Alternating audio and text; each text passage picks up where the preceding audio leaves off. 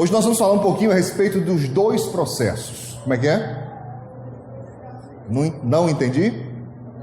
Os dois processos. Existem dois processos espirituais que precisam ser entendidos, compreendidos, para que você possa então desempenhar uma vida cristã com mais firmeza, com mais propriedade. Amém? Amém? Salmo capítulo 1, quem achou? Diz assim o texto sagrado: bem-aventurado o homem, ou feliz a pessoa, que não anda segundo o conselho dos ímpios. Atenção a essa palavra conselho. Ela tanto indica o ato de aconselhar alguém, de dar um direcionamento para alguém, uma saída para alguém, mas também indica um ajuntamento de pessoas para tomada de decisão. Conselho, por exemplo, conselho de professores, conselho de pessoas de uma empresa, enfim.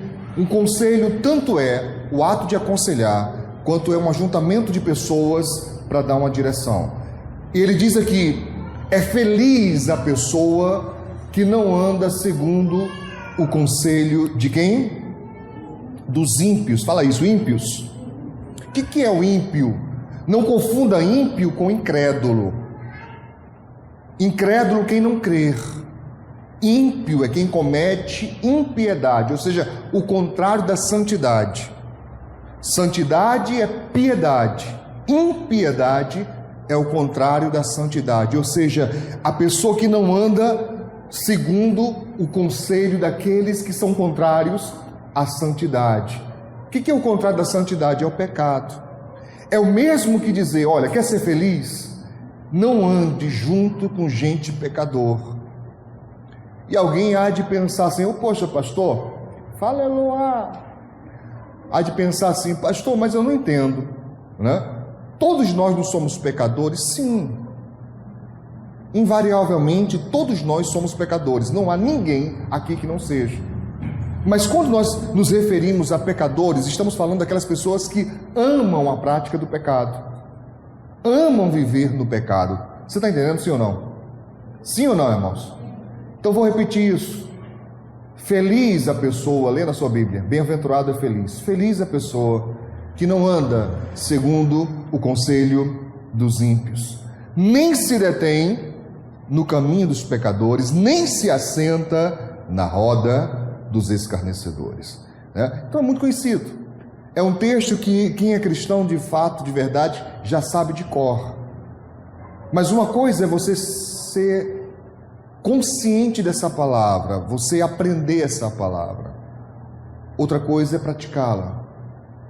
E a felicidade aguarda por quem coloca ela em prática. Talvez você roda tanto, você busca tanto saída para a sua vida, você busca tanto uma forma de encontrar a felicidade. E a Bíblia dá aqui o caminho, dá a receita. Comece não andando segundo o conselho dos ímpios, não se detendo no caminho dos pecadores, nem se assentando na roda dos escarnecedores. O verso 2 diz: antes, ou seja, ao invés disso, ao invés de estar com eles, tem o seu quê? O seu prazer. Irmãos, vocês jantaram? Então é isso, né? Falta de combustível. Fala mais forte, tá? Tem o seu prazer.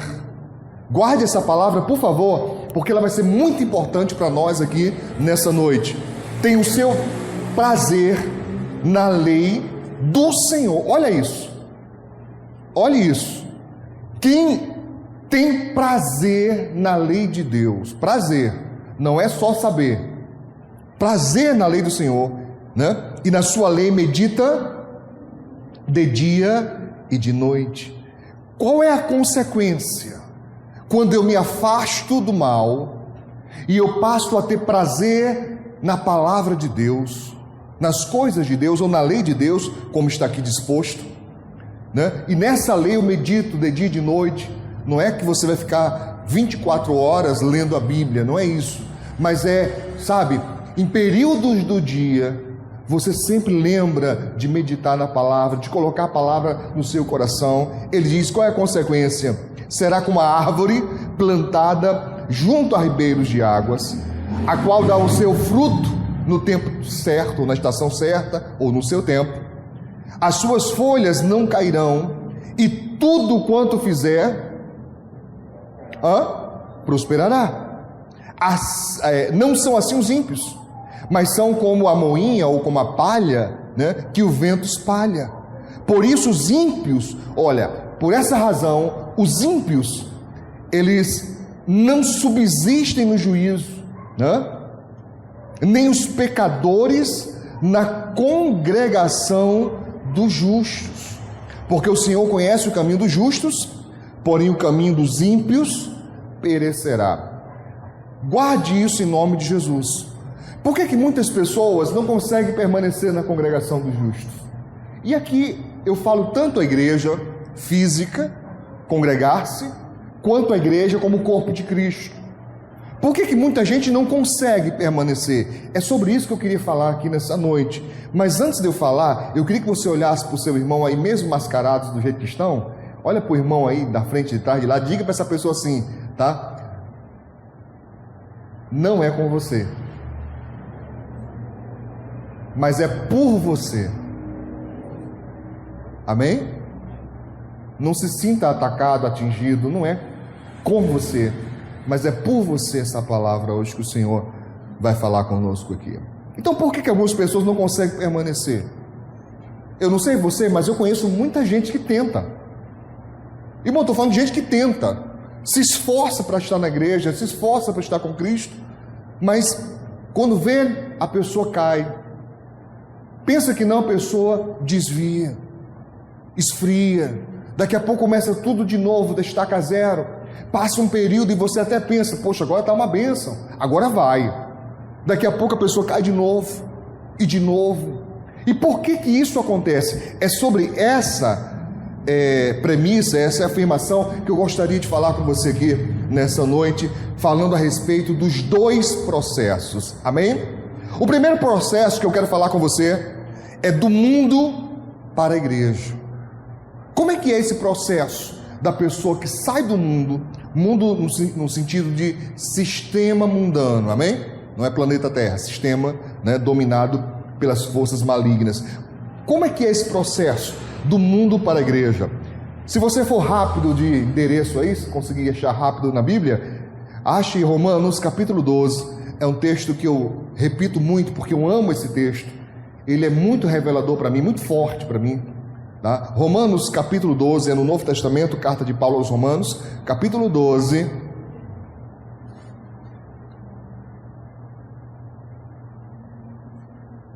verso 1 e verso 2, principalmente o 2, eu vou ler o 1 e o 2, mas eu gostaria que você prestasse muita atenção no segundo verso. Ele diz: rogo-vos, pois, irmãos, pela compaixão de Deus, que apresenteis os vossos corpos em sacrifício vivo, santo e agradável a Deus, que é o vosso culto racional, com inteligência, com razão. Entenda, Paulo está dizendo, quando eu, de maneira deliberada, sem ser por obrigação, sem ser para agradar ninguém, é uma decisão minha própria, quando de maneira liberal eu me entrego a Deus e coloco minha vida perante o altar como sacrifício vivo, Paulo disse, eu estou então de fato e de verdade fazendo com que haja um culto a Deus, um culto racional, coisa forte, amém?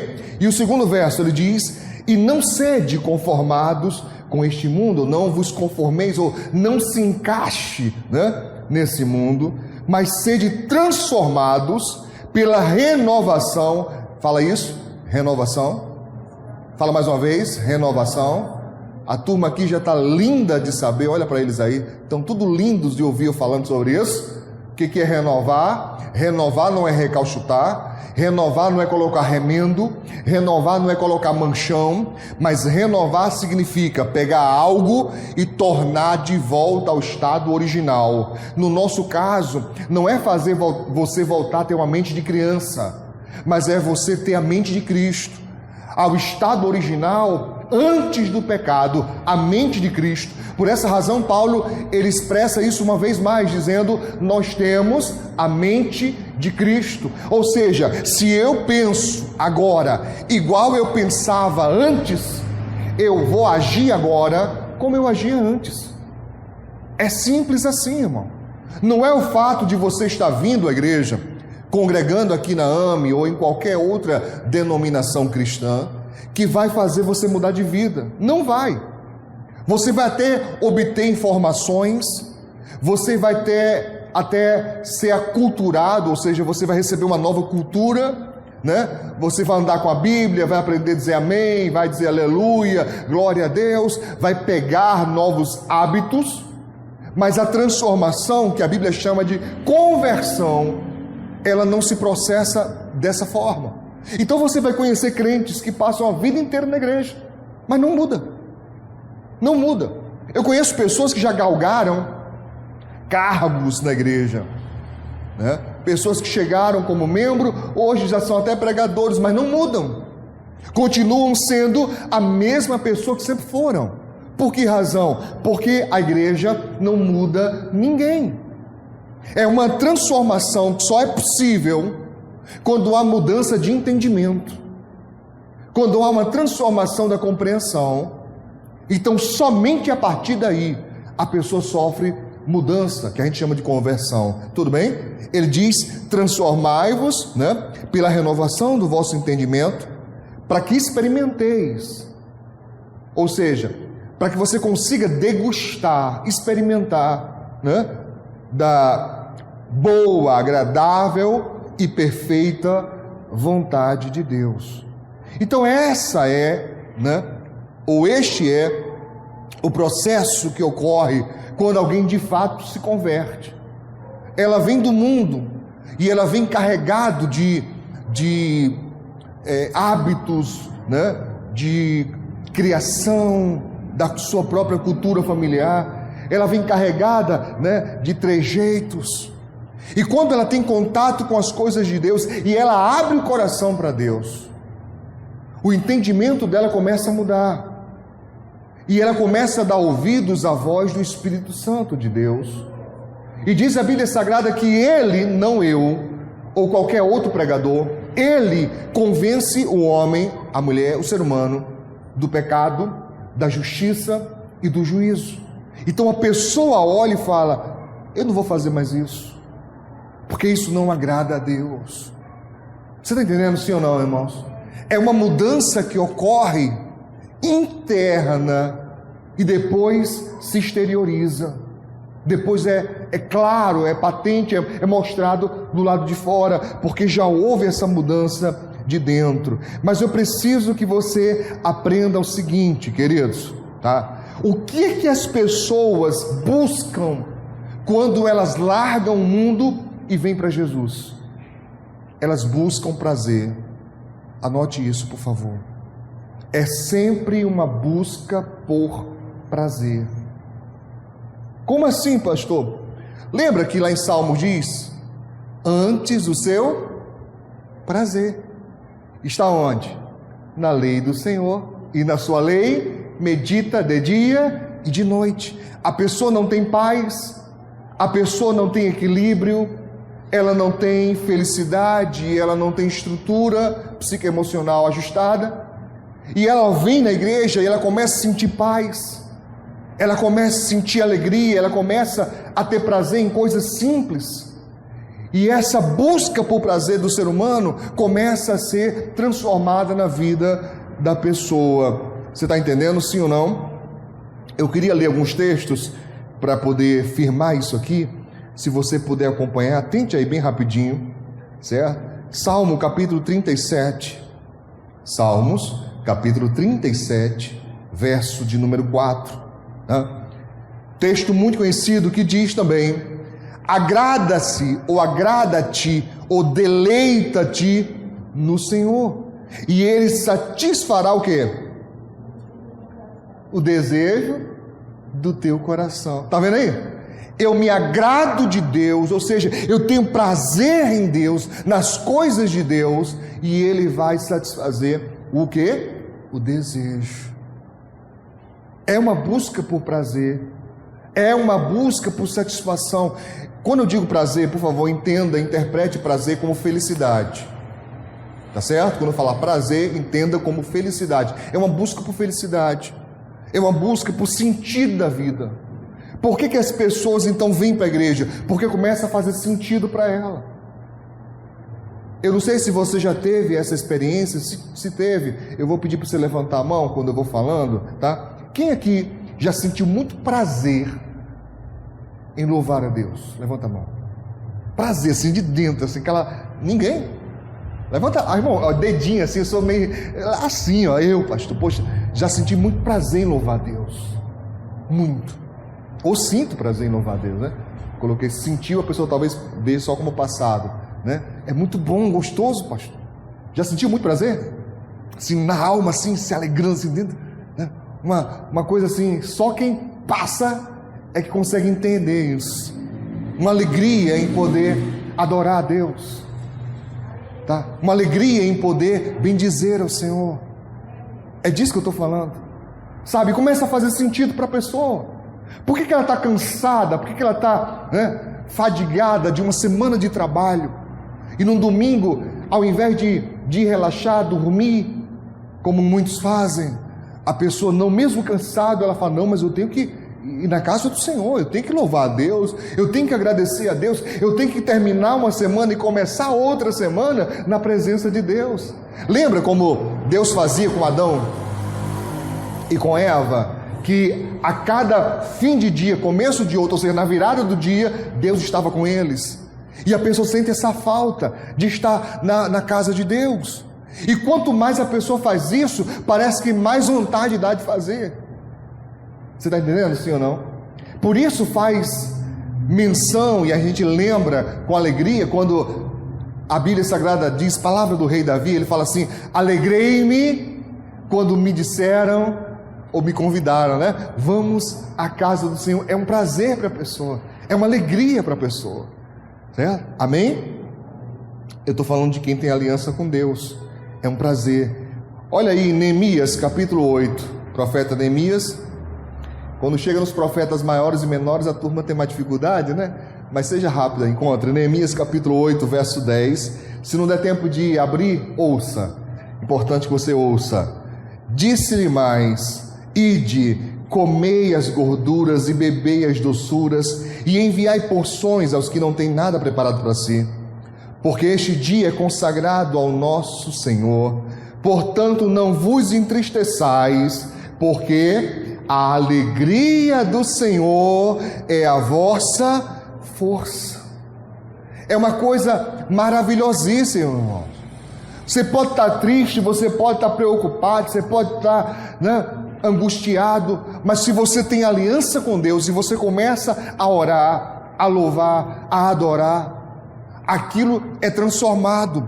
Vem uma alegria de Deus, e essa alegria, sim, ela nos dá uma força, algo que não é compreensível a quem não tem essa aliança com Deus, né? Não dá para entender, mas é assim que acontece. Eu quero ler mais um texto rapidinho, em Isaías capítulo 5.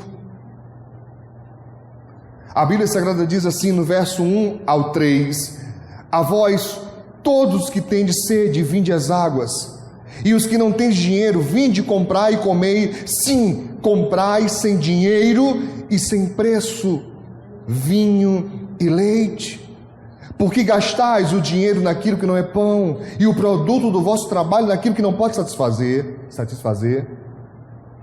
Ouvi-me atentamente, comei o que é bom, e a vossa alma se deleite com a gordura. Inclinai os vossos ouvidos e vinde a mim. Ouvi, ou seja, me ouçam, me atendam, e a vossa alma viverá, porque convosco farei uma aliança perpétua, dando-vos as firmes beneficências de Davi. Ou seja, aquilo que eu fiz na vida de Davi, tudo que eu fiz de bom na vida de Davi, se você me ouvir, se você me atender, eu vou dar para você também. Eu estou citando textos, irmãos, que provam que Deus se interessa por sua felicidade. Eu estou tentando dizer para você que ser feliz é importante, e a Bíblia fala sobre isso. Se eu pudesse fazer um seminário aqui hoje, e começasse lá de Gênesis, eu mostraria para você que foi Deus que disse: não é bom que o homem viva só. Deus, quando percebeu que Adão estava solitário, quando percebeu que aquilo estava afetando Adão, Deus mesmo olhou e Ele mesmo disse: não é bom. Isso prova para mim, deveria provar para você também, que seja quais forem as suas necessidades, para ser feliz, Deus se interessa por isso. É importante para Deus. Deus quer que você seja feliz. Não aceite, não deixe entrar no seu coração, certo? Nenhum pensamento contrário, achando que Deus não se interessa por você, que Deus não se importa que você seja feliz, que tanto faz. Não, meu irmão. Deus quer que você seja feliz, e Deus entende que para nós tem que fazer sentido. Deus entende que para nós, certo, precisa haver esse bônus da felicidade. Não há nada de errado em querer ser feliz. Diga isso para alguém aí, por favor. Porque até parece, irmãos, que nós vivemos rodeados de inimigos, de pessoas que não entendem que nós queremos ser felizes ou felizes. Não é assim. Mas qual é o grande problema? A grande questão, pastor, é que eu falei que existem dois processos. O primeiro processo é quando a pessoa está no mundo, no pecado, no erro, e ela começa a se chegar às coisas de Deus, e começa a perceber que sim, Deus quer fazê-la feliz, mas para que ela seja feliz, há condições. Existem condições, e uma delas é: se afasta do erro, se afasta daquilo que te faz mal. Entende o que eu estou dizendo? Sim ou não? Eu queria falar rapidamente do outro processo, porque a pessoa ela vem e ela aceita Jesus, e ela desfruta das coisas espirituais. Para quem acredita, para quem busca, recebe o batismo no Espírito Santo, sente o prazer, que esse é um que não é possível explicar. Não há palavras, não há ferramentas que expliquem o prazer e a alegria do batismo no Espírito Santo. É algo sem igual, não dá para comparar com nada na vida. Nada, nenhuma alegria, nenhum prazer, nada é comparado àquele momento. É inigualável, simplesmente inigualável. Quem foi batizado no Espírito Santo sabe o que eu estou falando. É inigualável, sabe? O mundo perde todo sentido. Você não quer ir embora, você não quer que pare. Você, se pudesse dizer: olha, eu quero eternamente assim, para sempre, que nunca acabe esse momento, seria o ideal. Por isso que eu compreendo quando a Bíblia diz que os anjos estão na presença de Deus e dizem: santo, santo, santo, e não cansa, porque é bom. É um prazer que não tem igual, é bom, eles estão lá sentindo, eles estão lá desfrutando. Quem quer sair? Anjo não cansa, anjo não dorme, anjo não precisa se alimentar. Coisa melhor do que estar na presença de Deus? É chato para quem não conhece, é estranho para quem não conhece. Para quem conhece a presença de Deus, não tem nada igual. Lembra do louvor? Quem já pisou no Santo dos Santos, em outro lugar, não sabe viver, não sabe. Faz falta para nós como o ar, faz falta para nós como a água. Não dá para a gente viver sem, a gente precisa de Deus. Amém? Aleluia, amém? Mas então a pessoa está na igreja e coisas acontecem. Eu não estou elencando quem é culpado, quem não é, eu não estou citando de quem foi a culpa, se há algum culpado, se há algum errado ou certo na história. Esqueça isso. Mas então a pessoa está na igreja e por algum motivo ela se sente deslocada. E agora dá-se o inverso. Estar na igreja começa a não fazer mais sentido para a pessoa. Estar na igreja não é mais prazeroso. A pessoa vai perdendo o prazer de orar. Prazer, eu estou falando prazer, não obrigação, prazer de conversar com Deus. Deixa eu ver aqui alguém. Deixa eu ver quem, meu Deus. José. Zé, como é que você ora? Olhos fechados. Eu acho que eu sou meio doido, que eu não oro muito assim, não. Sabe como é que eu oro? Eu falo assim, Deus, eu não estou legal hoje, não. Queria conversar com o Senhor. Aí começa a contar como é que eu estou. Eu converso com Ele. Na igreja a gente tem por hábito fazer essas orações mais, como é que eu diria? De uma maneira mais rigorosa, né? Cheia de protocolos, né? De liturgia. Mas na minha intimidade eu converso com Deus como se eu conversasse com um grande amigo. E para mim Ele é meu melhor amigo. Amém? Amém? E quando eu estou sentindo o tanque baixando, eu falo, Senhor, não sei não, tem um negócio estranho aí, eu estou precisando renovar, estou precisando que o Senhor me dê prazer. Pergunta para minha esposa, pergunta para os meus filhos, se é fácil me tirar, tá, dos meus momentos de estudo, de entrega na palavra. Pergunta se é fácil, tá? Pergunta se é fácil. Agora é meu momento com Deus aqui, vou orar, vou estudar a palavra, vou preparar a pregação, vou me envolver com Deus. Pergunta se é fácil me tirar. Porque para mim não é obrigação, entende? Enquanto Ele está falando, eu quero ouvir. Enquanto Ele está me mostrando, eu quero aprender. O tempo todo assim. Mas a pessoa então ela perdeu o prazer, ela perdeu essa vontade, que é o processo inverso. É a saída da igreja. Vamos falar um pouquinho sobre isso rapidamente. Na primeira carta de Paulo a Timóteo, no capítulo 4, a Bíblia diz, é um texto também conhecido nosso, 1 Timóteo capítulo 4, verso 1, diz, mas o Espírito Santo, expressamente diz, que nos últimos tempos, apostatarão alguns da fé, dando ouvidos a espíritos enganadores e a doutrinas de demônios. Apostatar, se você não conhece essa expressão, por favor guarde-a hoje, significa negar. Quando a pessoa apostata da fé, ela nega tudo que ela cria, e essa negação não é necessariamente com palavras, elas podem ser com ações, elas podem ser com atitudes. E aqui o apóstolo Paulo, falando ao seu discípulo, falando de uma profecia do fim, ele disse, olha, quando chegar esse tempo do fim, nesses últimos tempos, muitos vão apostatar da fé. Eu sou de uma geração, irmãos, que a gente aceitava Jesus para sempre. Eu nunca me desviei, nunca. Desde o dia que aceitei Jesus, com 7 para 8 anos de idade, eu nunca me desviei. Mas eu não faço disso um baluarte, sabe? Não é uma divisa, não é um troféu. Para mim é só obrigação. Para mim é só gratidão.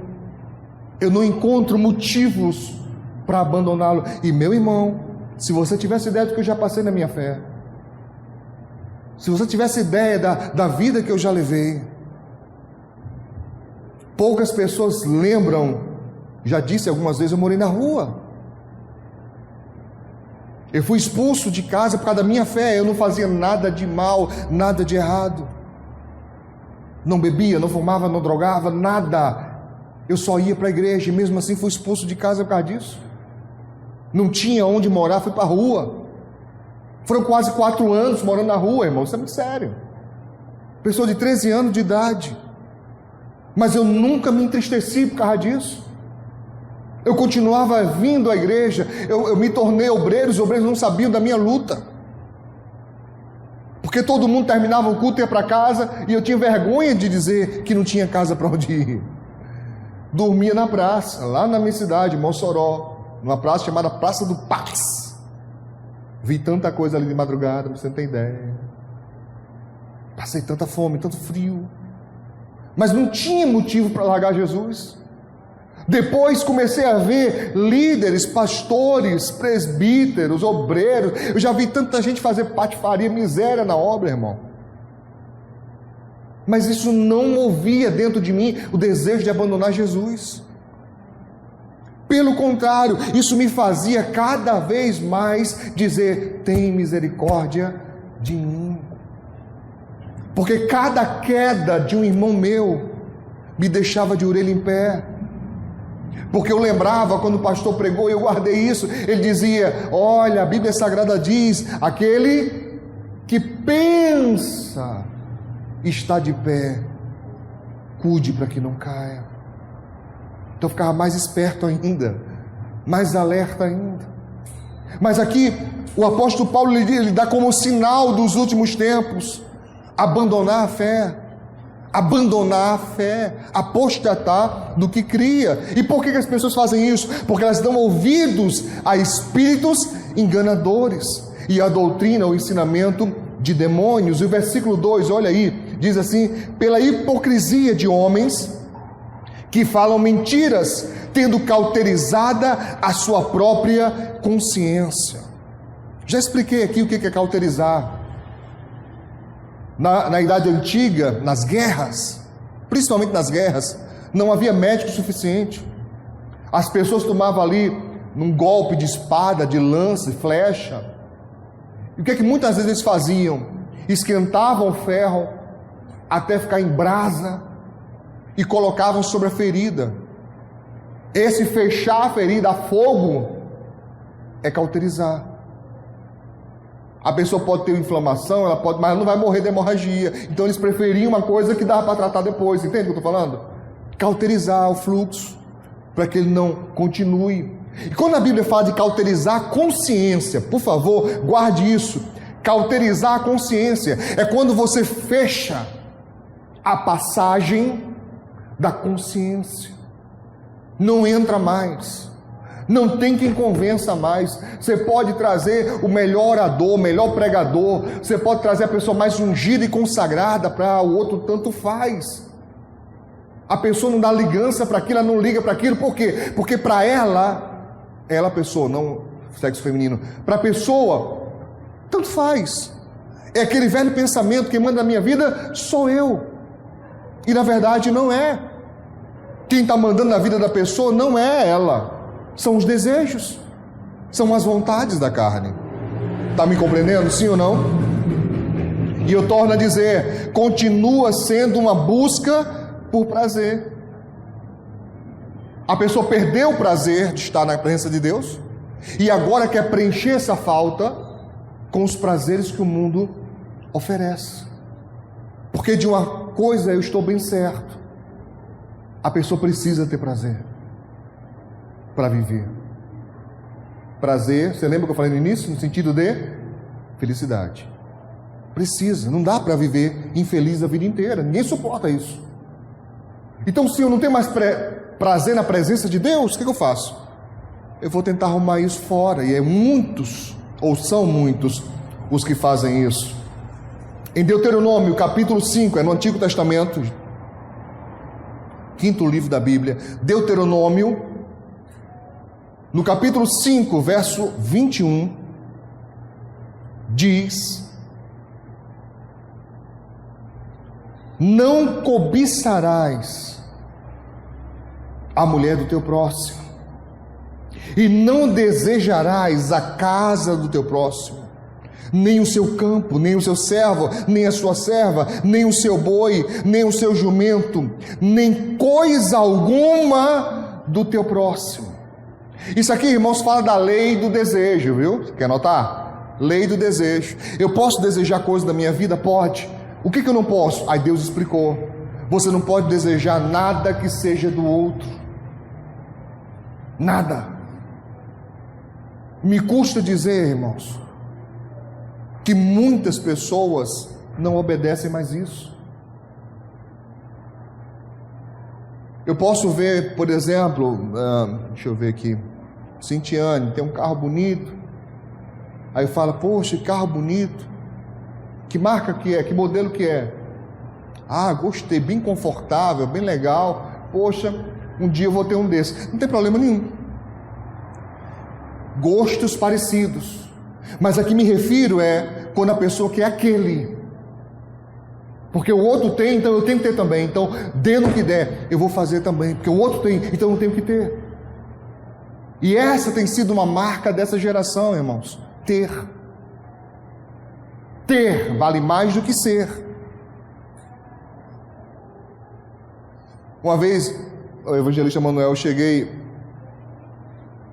isso foi lá no Ceará, eu, meu sogro, meu cunhado precisava de um freezer, nós fomos comprar, eu fui acompanhando, e meu cunhado olhou, gostou, falou para o homem, olha, guarda ele aí para mim, que eu vou em casa pegar o dinheiro e a gente volta para comprar. Aí o cara falou assim, mas quem me garante que você volta? Ah, eu não gostei, irmão. Eu falei, rapaz, a gente está dizendo que volta. Estou dando a palavra que volta. Aí o cara disse, mas palavra não vale nada. Eu falei, a sua, a nossa vale. Hoje é assim. Hoje é assim, se eu disser, rapaz, estou dando a minha palavra que eu vou fazer. Não vale mais. Porque vale ter, ser não vale. Você está compreendendo? Sim ou não, irmãos? Sim ou não? Então você não deseja nada que é do outro, nada, nada. Se é do outro, não é seu. É do seu irmão, é da sua irmã, não é seu. Ah, mas meu irmão tem, daí que seu irmão tem. Lutou para ter, batalhou para ter, juntou, economizou. Seja feliz com o que você tem. Ah, seu irmão tem um carro, você tem uma bicicleta, a famosa magrela. Dá glória a Deus por ela e segue a vida. E batalha e luta para que você um dia tenha o seu também, mas não desejar o que é do outro. Entende o que eu estou falando? Entende o que eu estou dizendo, sim ou não? Se eu disser para você que tem gente que vem para a igreja para desejar o marido ou a esposa do outro, você acredita? Dentro da igreja? Dentro da igreja. Gente que vem para a igreja para ficar cobiçando. Vou nem falar. Ai, meu Deus. Mas tem muitos. Provérbios, capítulo de número 20. Quando a gente está em culto de doutrina, é um silêncio, né, irmão? Tem tão pouca glória, né? Muito bem, vamos lá. Provérbios, capítulo 20. Verso 1, olha que versículo forte e poderoso. Diz assim: o vinho é escarnecedor, ou seja, torna as pessoas zombadoras. Escarnecer significa zombar, perder o senso, perder a noção da vida, do ridículo. Entende o que eu estou dizendo? Sim ou não? A bebida forte é alvoroçadora, ou seja, causa brigas, contendas. Será que é, irmãos? Será que é? E todo aquele que neles errar, neles cair, nunca será sábio. Nunca. E eu sempre pergunto, o que as pessoas vão buscar nas bebidas? Prazer. Tem uma falta dentro da sua vida, tem um buraco na sua vida, que precisa ser preenchido. E as pessoas às vezes desesperadamente buscam esse preenchimento, porque a realidade nua e crua, ela é muito severa para algumas pessoas, é praticamente insuportável. Então por isso elas vão para as drogas, por isso elas vão para o álcool, para tentar ter prazer, para tentar ter felicidade, um pingo de alegria, mesmo se é momentâneo. Mas a Bíblia Sagrada está dizendo aqui, olha, esse é o fluxo errado, porque você vai buscar neles e você depois vai ter só problemas. Entende isso? Sim. Provérbios capítulo 23, verso 29 em diante, diz assim: para quem são os ais? Para quem os pesares? Para quem as pelejas? Para quem as queixas? Para quem as feridas sem causa? Para quem os olhos vermelhos?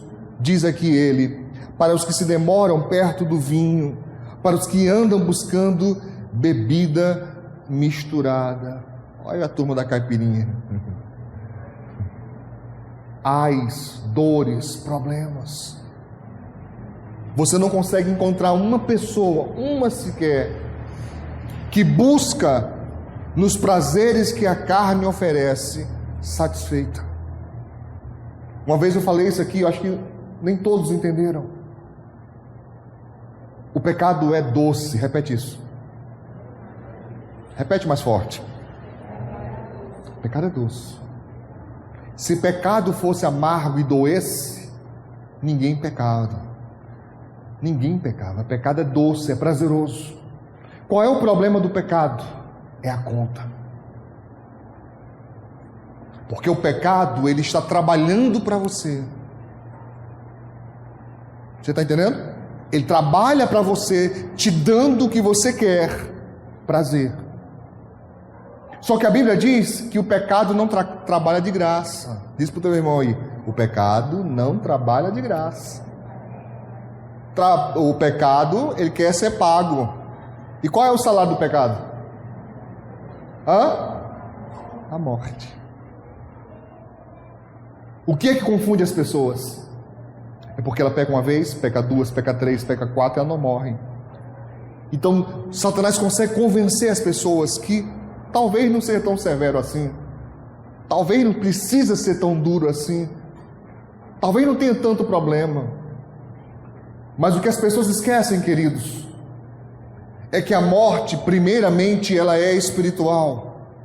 Quanto mais você peca, mais dificuldade você tem de se aproximar de Deus. Conhece alguém assim? Conhece alguém assim, irmãos? Quanto mais peca, mais dificuldade tem de se aproximar de Deus, porque a primeira morte é espiritual, é uma sequidão espiritual. E quanto mais tempo passa, mais difícil fica. Eu já conheci pessoas que deram testemunho dizendo: olha, pastor, nunca caia. Porque quando você é do mundo e ouve a palavra, é bem mais fácil aceitar Jesus do que você que já esteve na igreja, já esteve em aliança com Deus e caiu. É tão difícil voltar. É tão difícil retornar. Por que razão? Porque houve ali o cumprimento da palavra, uma morte espiritual, uma sequidão espiritual. A pessoa não tem mais prazer naqueles hinos. Não tem mais prazer. Lembra dos hinos da harpa? Os mais belos hinos e poesias foram escritos em tribulação, e do céu a lindas melodias se ouviram na escuridão.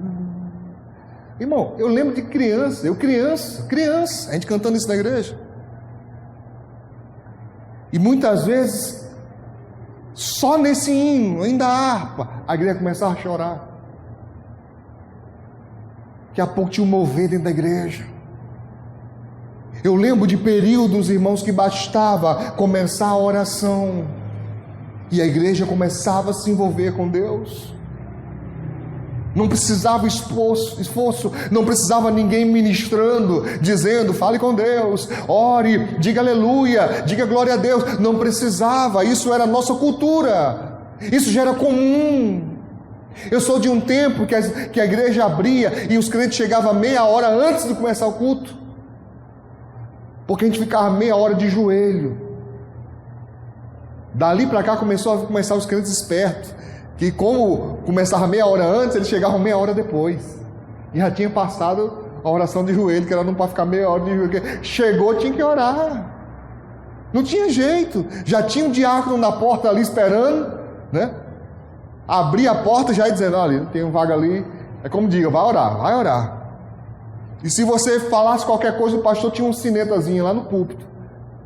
Quando fazia qualquer barulho, o pastor blim, blim, e os irmãos já olhavam para você com cara feia. A gente chamava assim: cru, crente cru, vai orar. Você está entendendo, sim ou não? Aqui às vezes eu estou no louvor aqui com os irmãos e olho para a nave da igreja, vejo gente conversando na hora do louvor, na hora da adoração. Parece que não tem necessidade de buscar a Deus, parece que não tem necessidade de dizer: Senhor, tem misericórdia de mim. Entende o que eu estou dizendo? Sim ou não? Sim ou não, irmãos? Eu não vou nem continuar, tem muitos mais versículos aqui, mas eu queria só dizer para você que esses dois processos acontecem constantemente. Gente chegando para Jesus e tendo a renovação da sua mente, e gente que já estava com Cristo, perdendo o prazer da aliança e indo buscar satisfazer essa falta com as coisas que o mundo dá. Sim, lá tem e tem em abundância. Todo dia inventa uma coisa nova, todo dia aparece uma novidade. Mas eu estou dizendo para você, querido, que essa falta que você tem, ela jamais vai ser preenchida com pecado, porque o pecado sempre exige uma dose mais forte. Você fazia uma vez não vai mais sustentar, você vai precisar de duas. Fazia duas, depois não vai sustentar, precisa de três, e assim vai afundando. Mas eu também posso te garantir que Deus te ama, que não importa o que você tenha feito, se você um dia se arrepender, porque é necessário arrependimento. Se tem uma coisa que eu digo e ensino, é que ninguém é perdoado à força. Precisa haver confissão e arrependimento, e é seu, não é ninguém por você. Não confunda a intercessão como essa entrega, sabe, feito por terceiros. Não existe. É você que tem que chegar para Deus. É você que tem que dizer: Senhor, olha, estou aqui, miserável, pecador, pecadora, longe do Senhor, eu não sinto mais nada, sabe? Eu entro na igreja, é a mesma coisa de eu entrar em qualquer outro lugar, às vezes até pior, que quando eu entro no shopping, sinto mais alegria. Quando eu entro no cinema, sinto mais alegria. Quando eu entro na tua casa, não sinto mais nada. Mas eu não quero negar a minha fé, eu não quero negar aquilo que eu acreditei um dia, eu não quero saber da notícia que a igreja foi arrebatada e Jesus está voltando, e eu não quero isso para mim, mas eu não consigo, Senhor, me ajuda, Pai. Ele vai ser misericordioso com você, meu irmão, minha irmã, Ele vai ser porque Ele te ama, nunca esqueça disso, Ele te ama tanto, de uma maneira tão maravilhosa, que mesmo quando você o despreza, Ele não te deixa, mantém os olhos firmes em você, mantém os olhos firmes sobre a sua vida, para que você possa ter uma nova oportunidade. Mas eu sou profeta de Deus, eu quero te dizer que nessa noite, Jesus está voltando, irmãos, não é novidade para a igreja, Jesus está voltando. Os sinais estão aí. Se você tem um mínimo de conhecimento de notícias, se você se interessa por geopolítica, se você se interessa pelo que está acontecendo na humanidade, você soube que Israel fez um acordo histórico com os árabes. Irmãos, quando eu vi aquilo, o coração já estremeceu. Eu falei: aleluia, está muito perto, está muito próximo. Amém? Um acordo histórico, os árabes se reunindo com Israel e apoiando o Estado de Israel. Está aí todo mundo sabendo disso, que a moeda física está caindo em desuso. Quase ninguém anda com dinheiro vivo mais hoje. As pessoas preferem cartão. Outros já são mais modernos, preferem até moeda digital. Tudo se articulando para o domínio do anticristo. E isso para nós não é má notícia, é ótima notícia. Por quê? Porque quanto mais claro fica que está perto de haver um governo único, que hoje é chamado de globalismo, quanto mais próximo isso está de se tornar concreto, mais próximo está do Senhor vir nos levar daqui. Amém? E eu oro e rogo a Deus que você esteja alerta, que você medite sobre isso. Se não lembrar de nada do que eu falei aqui hoje, pastor, você falou muito texto, lembre pelo menos o Salmo 1. Deus se importa com a sua felicidade, mas para você ser feliz, você precisa se afastar daquilo que te afasta de Deus, e o Senhor vai, com certeza, preencher e colocar na sua vida tudo que te falta. Esses dias agora uma pessoa falou para mim, falou em tom de pergunta: pastor, eu queria casar uma senhora, mas eu não entendo por que eu tenho que só buscar a Deus. Eu falei: você entendeu errado. Deus não vai ser seu marido, não. Entendeu errado. Aí eu mostrei para ela essa promessa. Olha aqui que diz a Bíblia: agrada-te do Senhor e Ele satisfará o desejo do teu coração. Por que não foi realizado o desejo do teu coração? Porque você não tem se agradado de Deus. Faz a vontade de Deus. Com certeza Deus vai chegar na sua vida com o que te falta. Amém? Amém? O mundo só tira de você. Só tira.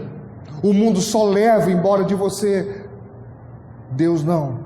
Deus quer te honrar e te dar muito mais do que você sonhou ter nessa vida. Amém, irmãos? Amém? Tanto eu como a minha esposa, eu tenho certeza disso. Nós podemos glorificar a Deus e dizer: olha, nós temos mais do que sonhamos um dia ter. E fiquei mais feliz ainda, porque quando o Senhor nos concedeu algumas bênçãos, esse ano passado para cá, ainda disse: é só o começo. Eu falei: menino, se é só o começo, eita glória, tá? Estou preparando aqui, Jesus, o coração para receber, porque Deus tem feito muitas surpresas, porque Ele é bom. Você paga o preço e parece que nada está acontecendo. Você paga o preço e parece que ninguém está vendo, mas Deus está. E Ele vai te honrar, Ele vai te abençoar, em nome de Jesus. Amém? Diga graças a Deus. Aplauda ao Senhor Jesus bem forte. Glória a Deus. Deixa eu dar então um recado aqui à gravação, pessoal da gravação. Queridos, você que assistiu essa mensagem, eu estou pedindo, como forma de incentivo ao nosso ministério, compartilhe essa mensagem com quantos você puder. Peço também que se inscreva no nosso canal no YouTube, que você acione o sininho das notificações, curta as mensagens aí, para que elas sejam notificadas, espalhadas, para muita gente, para que muitos possam ouvir e aprender o que de graça você tem aprendido aqui conosco, em nome de Jesus. Eu creio que fazendo assim, você também será um canal de bênção nas mãos de Deus, em nome do Senhor Jesus.